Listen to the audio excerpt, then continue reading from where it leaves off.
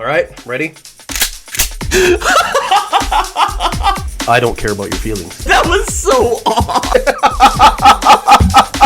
odd. You'd be left of Lenin. I can't believe you said that. Oh, jeez. You have no power here. What? Just two brothers. It's just two brothers. We can have, and I think we should do that here. Coming up is we could have a very a deep dive into unions in the United States, and their affiliations. I think a lot of that has gotten lost because people are like, oh yeah, I'm for people earning a good wage, and the problem with it is number one, it's very, very un-American. It's very much against free market, and it's very much supported by communists, and we could prove that. We need to do an episode on unions. We straight up, not just teachers unions. I mean unions across the board. I've said for a while that hopefully I live long enough to see the end of the labor union in the United States. Especially when it comes to the public sector unions, because I mean they're bargaining directly against the taxpayer. It's just a big old racket. It is so bad. So yeah, I mean we can absolutely do a deep dive on this at some point. It's funny that you said racket because the first powerful union was the Teamsters Union, and it was literally ran by mafia people. That's what it is. It's a racket. They bargain against the taxpayer and then use that money to elect more Democrats, and then it's just a vicious circle. And honestly, I think in education, that was how they were able to get total Democrat control of the government schools. Was, hey, let's unionize this because now we're going to have it's going to be ran by Democrats. We can indefinitely run it by Democrats. And it's funny that, again, like this Loudoun County thing has gotten to be really interesting because it spawned the conversation of, okay, why aren't there more private schools? Private schools operate at half the expense per student as public schools.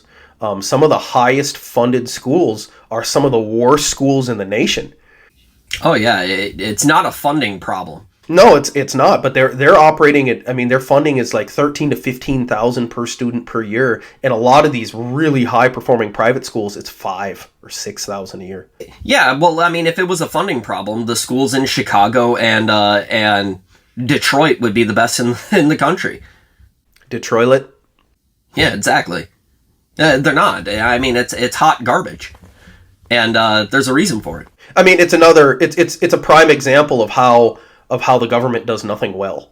I mean, if schools were privatized, you'd have it would be better education across the board. I would also venture to guess that teachers as a whole would be paid more because we know for a fact that private school teachers make more money. So I think that think if you had a private school get double the money that they have right now. Well, I mean, and we could do this relatively easily just by putting in school choice. I mean, give the student the money to make the decision.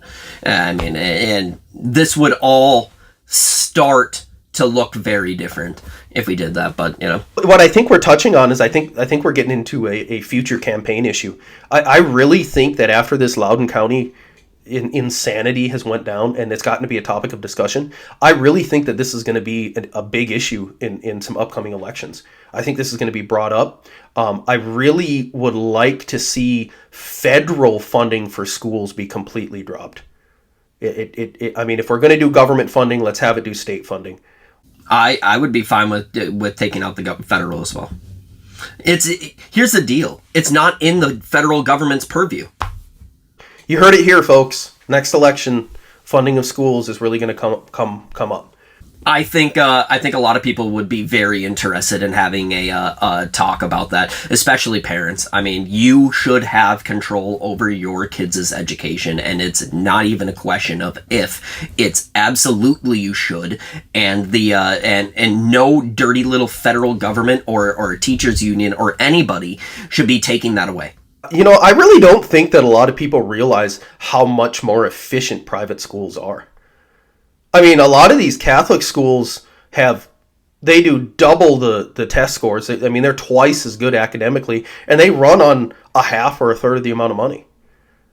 And they do it all the time, and they've been doing it. And I don't think people realize that.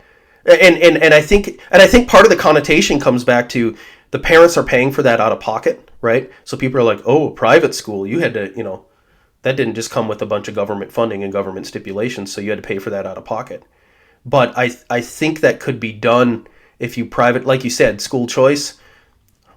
I really think you could do something there. I don't think, I know. And hopefully this has shed the light on some of the crap. I mean, this is just one school in the country. You know this is happening all over the place.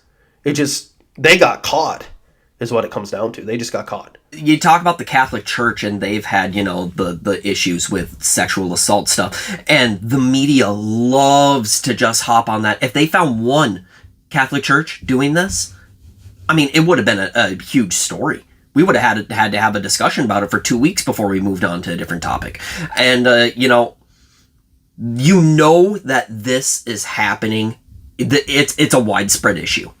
It is. Because if it's in one, it's probably going to be in a lot more. And it just is so disturbing when you found out that this happened and then the superintendent lied. And then you go on to find out that this isn't the first one that they've covered up. They've been covering this up for a little while now. So this is something that they're comfortable with.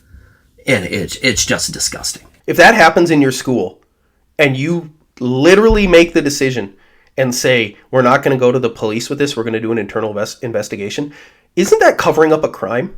I mean, shouldn't this guy be arrested? Yeah, you would think it's aiding. Oh, I know how he cannot get arrested. I know how he can avoid getting arrested. Teachers union is involved. Mm-hmm. That's literally it. This is a mafia, people. This is absolutely a mafia. The way that unions operate, and I don't want to get into this because it would be wasting such a really good episode. No, let's we'll save an entire episode for unions. I think we should do honestly a cornerstone episode on unions, because I think it does do a pretty good display of some of the things that just get kind of overlooked in our society right now. So yeah, overlooked just because of general acceptance. Exactly, that's what I mean, and I think we need to call it out.